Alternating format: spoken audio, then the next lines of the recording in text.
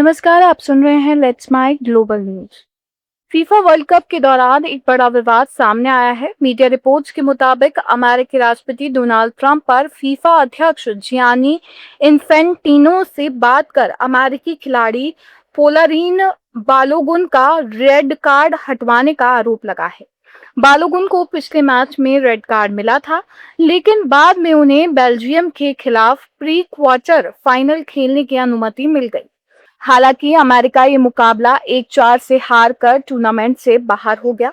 Trump ने सार्वजनिक रूप से कहा कि उन्होंने इस मामले में फीफा अध्यक्ष से बात की थी, जबकि फीफा का कहना है कि फैसला केवल नियमों और उपलब्ध तथ्यों के आधार पर लिया गया। इस पूरे घटनाक्रम के बाद फीफा की निष्पक्षता और खेल में राजनीतिक दखल को लेकर नई बहस छिड़ गई है। ईरान के पूर्व supreme leader Ayatollah Ali Khamenei को अंतिम विदाई देने के लिए लाखों लोगों का जनसैलाब उमड़ पड़ा है। मंगलवार को उनकी अंतिम यात्रा शिया मुसलमानों के प्रमुख धार्मिक शहर कोम में निकाली गई, जहां जमकरान मस्जिद में जनाजे की नमाज अदा की गई। मस्जिद परिसर और आसपास की सड़कों पर श्रद्धालुओं की भारी भीड़ देखने को मिली। कोम खामेनेई के धार्मिक जीवन का अहम केंद्र रहा है, जहां उन्होंने इस्लामी शिक्षा प्राप्त की थी। इसके बाद 8 जुलाई को उनका पार्थिव शरीर इराक के नजफ और करबाला ले जाया जाएगा, जहां शिया समुदाय अंतिम दर्शन करेगा। इसके बाद पार्थिव शरीर को ईरान के मशहद ले जाया जाएगा, जहां गुरुवार को इमाम रजा दरगाह परिसर में उन्हें सुपुर्द ए खाक किया जाएगा। ईरान के पूर्व supreme leader Ayatollah Ali Khamenei के अंतिम संस्कार में शामिल होना पाकिस्तान के प्रधानमंत्री शहबाज शरीफ को भारी पड़ता दिख रहा है। अमेरिकी सीनेटर रिक स्कॉट ने शहबाज शरीफ की आलोचना करते हुए कहा कि पाकिस्तान अमेरिका ईरान के बीच निष्पक्ष मध्यस्थता नहीं हो सकता।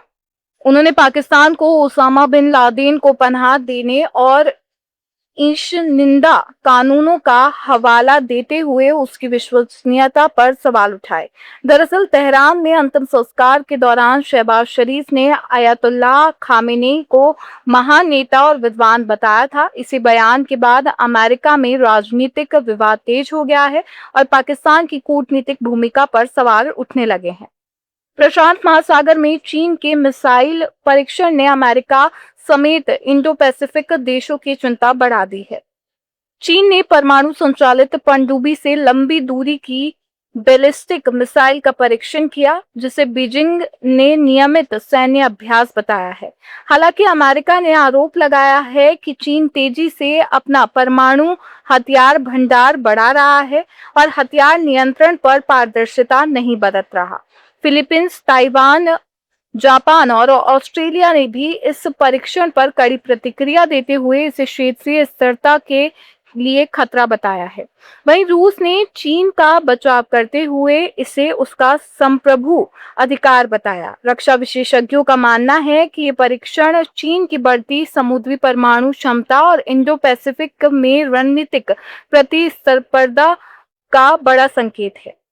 सीरिया की राजधानी दमिश्क में एक के बाद एक कई धमाके हुए, जिससे पूरी इलाके में अफरा तफरी मच गई। खास बात ये रही कि उस समय फ्रांस के राष्ट्रपति इमैनुएल मैक्रों आधिकारिक दौरे पर दमिश्क में मौजूद थे। रिपोर्ट के मुताबिक मैक्रों के राष्ट्रपति भवन पहुंचने के कुछ ही देर बाद फोर सीजन्स होटल के पास 2 विस्फोट हुए, जहां वे ठहरे हुए थे।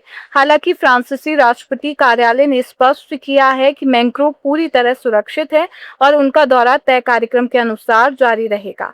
धमाकों के बाद घटनास्थल से धुएं का गुबार उठता देखा गया और सोशल मीडिया पर जलती हुई गाड़ी व खून के धब्बों वाले वीडियो भी सामने आए हैं।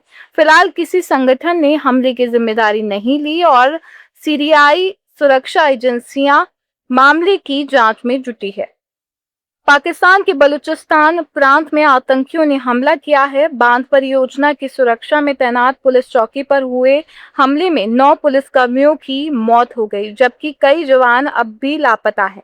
अधिकारियों के मुताबिक हमला मंगी बांध परियोजना की चेकपोस्ट पर हुआ, जहां भारी हथियारों से लैंस बंदूकधारियों ने पुलिस पर अचानक हमला बोल दिया।